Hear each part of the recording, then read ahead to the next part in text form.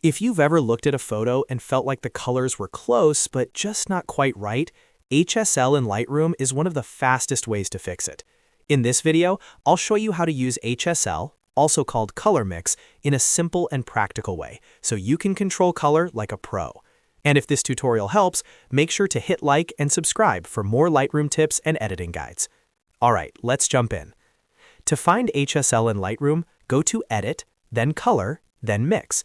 This is the main tool you'll use to target specific colors in your image without affecting everything else. HSL stands for Hue, Saturation, and Luminance, and each one does something different. Hue changes the actual color itself. For example, you can shift greens more toward yellow, or move aqua a little more toward blue.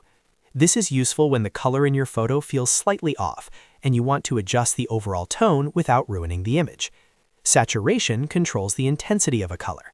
If a color looks too strong or too loud, lower the saturation. If it looks weak or faded, increase it. This is the setting you'll use when you want colors to feel more natural or more vibrant.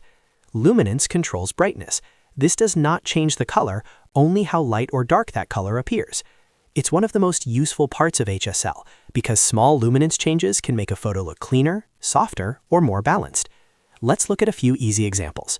If skin looks too orange, go into the orange saturation slider and lower it slightly. You usually want to make small changes here because skin tones can change quickly. A little adjustment can make the face look more natural without making it look washed out. If the sky looks dull, increase the blue saturation. This can help bring back that rich sky color and make your outdoor photos feel more vivid. If needed, you can also adjust blue luminance to make the sky darker and more dramatic, or brighter and softer depending on the look you want. If grass or plants look too dark, increase green luminance. That brightens the green tones without oversaturating them, which can make outdoor photos feel fresher and more balanced. If the greens are too intense, you can also lower green saturation instead. A great way to use HSL is to make subtle adjustments one color at a time. Don't try to move every slider at once.